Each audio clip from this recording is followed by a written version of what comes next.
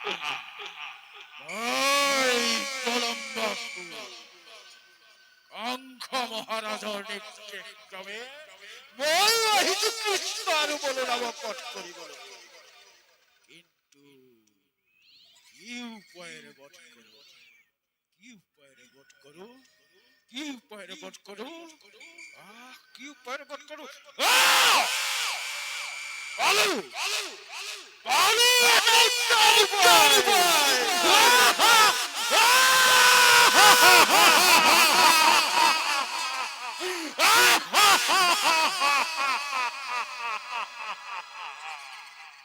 ওই এটা সৰু লৰাৰ ৰূপ ধৰি কৃষ্ণ আৰু গৰখীয়াসকলৰ লগত নাচি থাকিম। যেতিয়া কৃষ্ণ আৰু বলৰাম মোৰ কাষলৈ আহিব, মই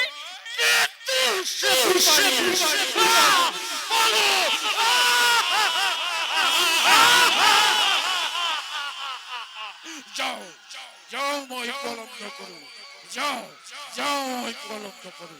মই যে পলম বাসু মোক কোনেও চিনি নাপায়। যাও যাও কৃষ্ণ আৰু গৰখীয়াসকলৰ লগত নাচি থাকিম। যাও যাও মই দেৰি নকৰো, যাও যাও মই দেৰি নকৰো, যাও যাও যাও।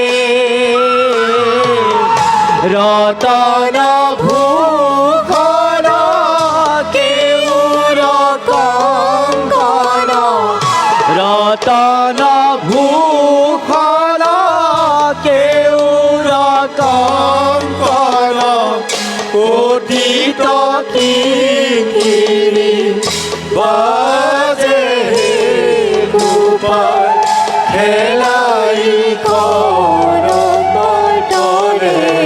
হে গোপাল খেলাই করমটরে। নেতরয়ান শূল করে জলমল, নেতরয়ান শূল করে জলমল, পায়ে পরিমল পাখে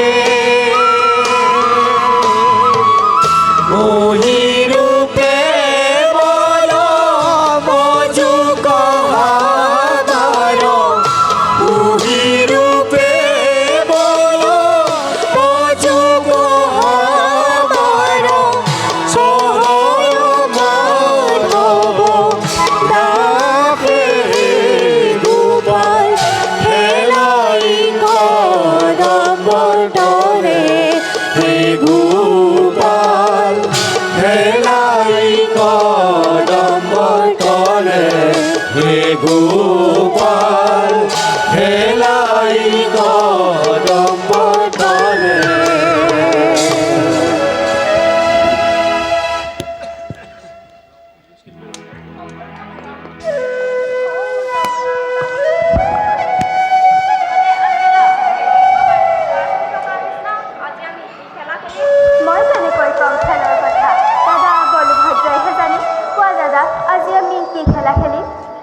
জানো মইচোন একো চিন্তা কৰিবৰে পৰা নাই ৰ'বাচোন মোক অলপ ভাবিবলৈ দিয়া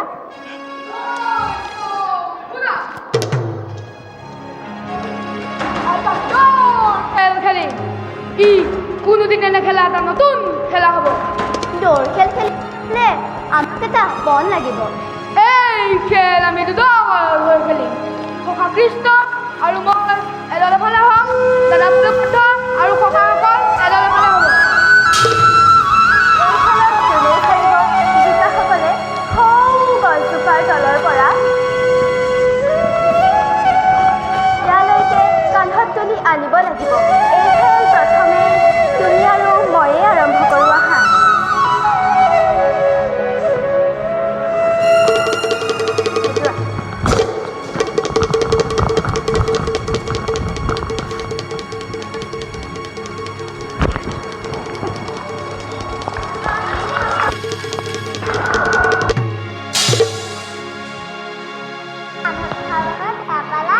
কিয় বেয়া পাম এয়া খেলৰ কথাহে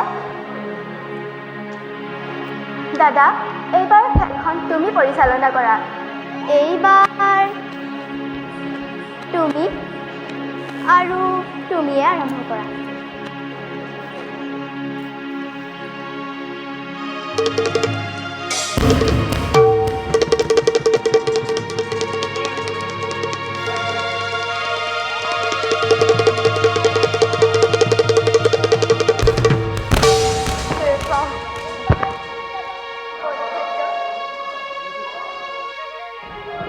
তুমিয়ে আহা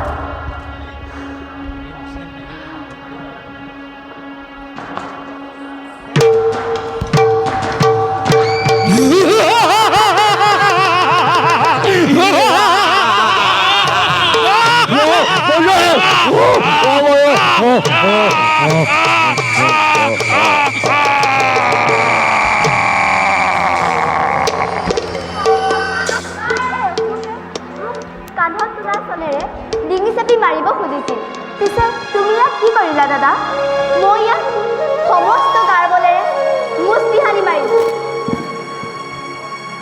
মই ইয়াক চিনিব পাৰিছোঁ ই কংসৰ অনুচৰ পলম বাখুৰ ই আমাৰ মাজতে থাকি আমাকে বধ কৰিব খুজিছিল